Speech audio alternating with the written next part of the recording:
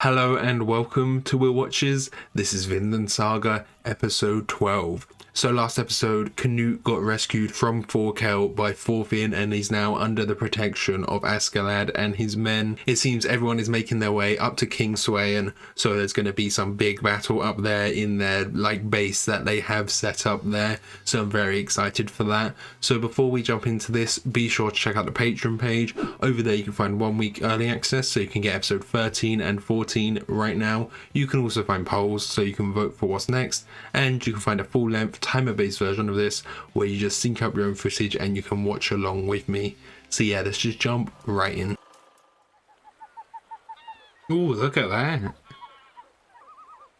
Other side of the country up north.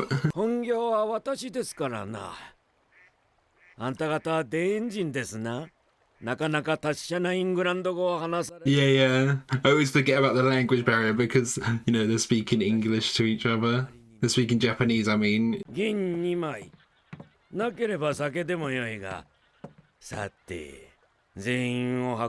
Yeah, it's gonna take a while.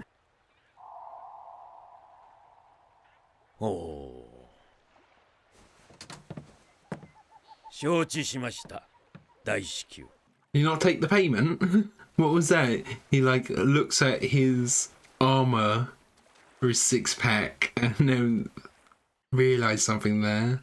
Is he not going to deliver the letter or something, maybe?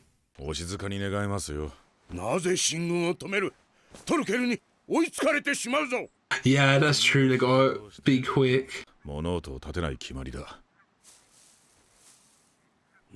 His name is Ear.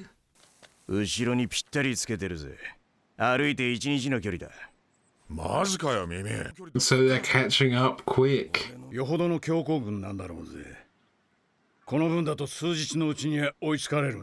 Can they not march east or west so they will pass each other? But that means they'll get to the king first.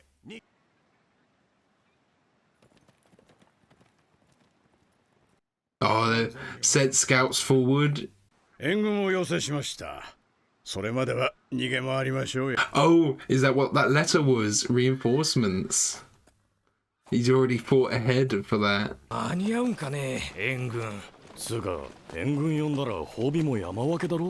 When he kill off the reinforcements as well once he's wins, so he doesn't have to share the prize, you know? But there isn't really spoils from this if they're getting attacked by Thorkel. Oh, he gets a reward for bringing the prince back safe. The reinforcements will want a slice of that.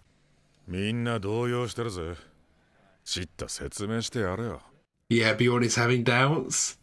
I mean, it's just Askeladd has a plan that he hasn't told anyone.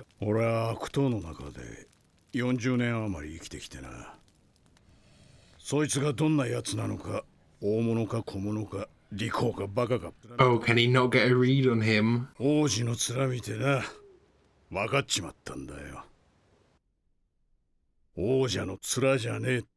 Doesn't have the face of a king, okay.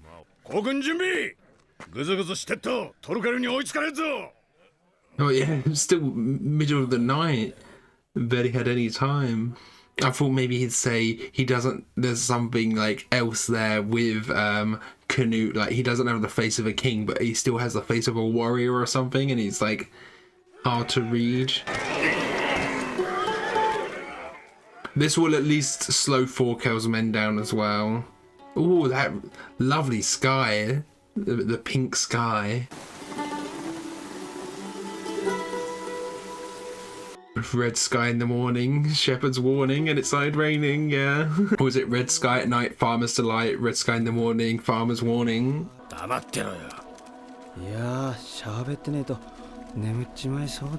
Yeah, they got to do things to keep them awake. But that means they're going to be really bad if Thorkel does actually catch up to them. They're not going to be ready for battle, awake enough for battle. Okay, someone he really respects. Yeah, they do actually have an army, it's not just 2 men, of course.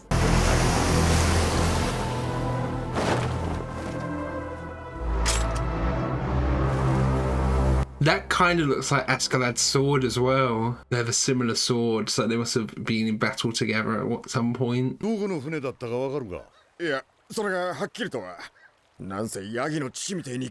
thought it would be that the guy, the old man from earlier, lying to them. ウェールズ、イングランドの西に位置する山岳地帯である。 The Welsh, obviously, they've got no obligation to help any of the English.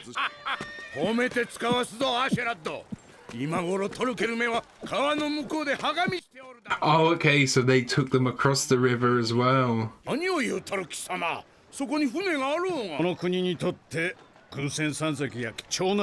Yeah, he doesn't want to leave the Welsh undefended.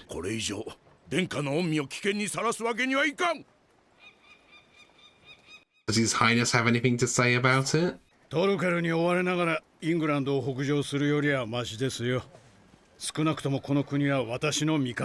hiding out in Wales a bit, okay.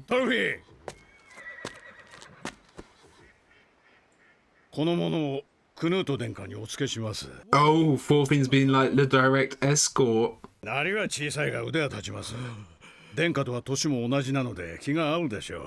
Will they? Not even bowing. It's nice seeing the prince's face a bit more. We're getting a bit more expressiveness from him. He's got these giant eyes, hasn't he? Oh, 少し剣があるが良い顔だ。 Yeah, he thought he was the prince. Hiding away.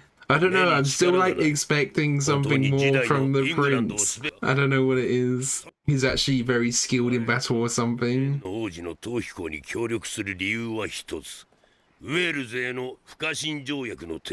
yeah, he becomes the king of England because they take over England and then Wales has their safety guaranteed. Yeah.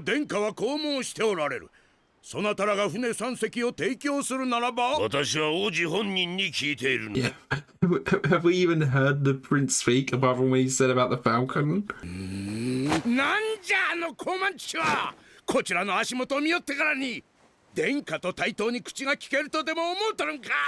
But like, that's just a random prince. He has no reason to respect him because it's not his prince, you know? Ragnar's so caught up on that, his respect for the prince.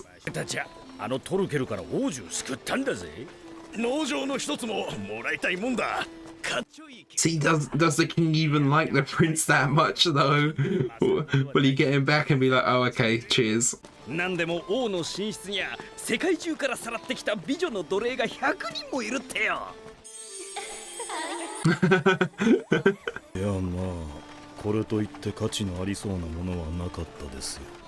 Oh, look at all the dandruff coming out of his hair. Never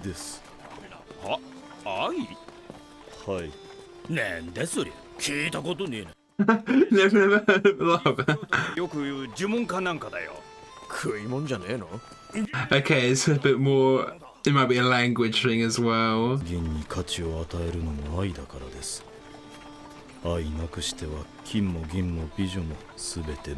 They don't really have that concept yet. How do you even start to explain love without people having a base understanding of the concept, you know?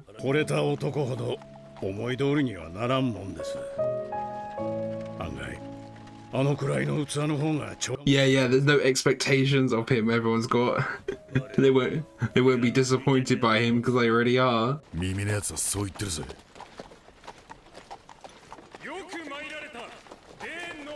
Oh, is that Forkel here? Oh no, it's someone else.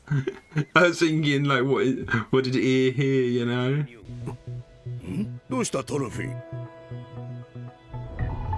Yeah, you always gotta look to the ridges of all the hills, don't you? They're like sitting ducks here, really, aren't they? What is that part of Forkel's plan? Did he send some men over or something? Here's the king. Looks like maybe autumn's ending now. There weren't many leaves left on that tree. It feels like they're establishing some more things here. Is that Leaf?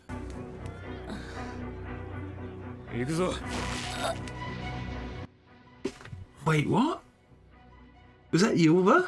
So this is back in the hometown. It's all been taken over. Is that what's happening? But that would be a bit more snowy than that.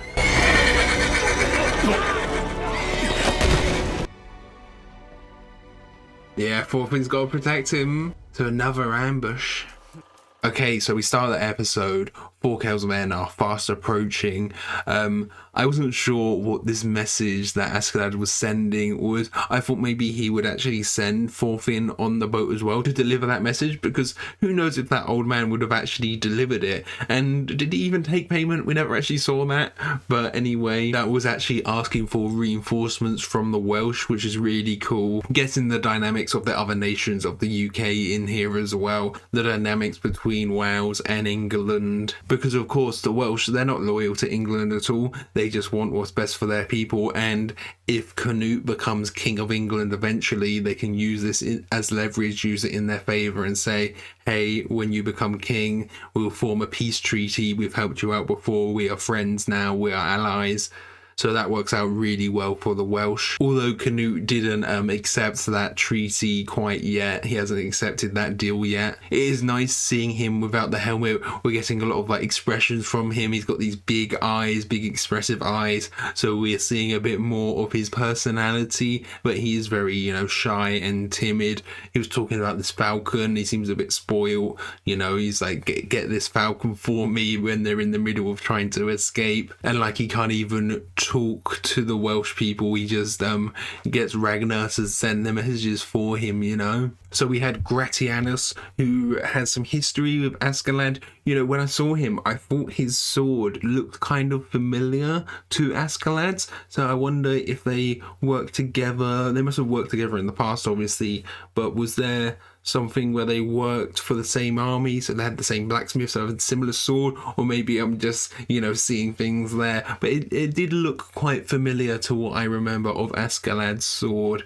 But it's really cool that they are helping out now.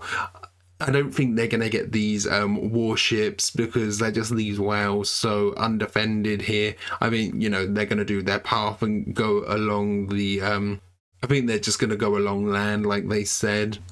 But that does also mean that Wales has officially betrayed England. But I think, it's almost a given that England is lost to the Danish now anyway, isn't it? So I don't think that's like too big of an upset, really. And there won't be too many consequences from that.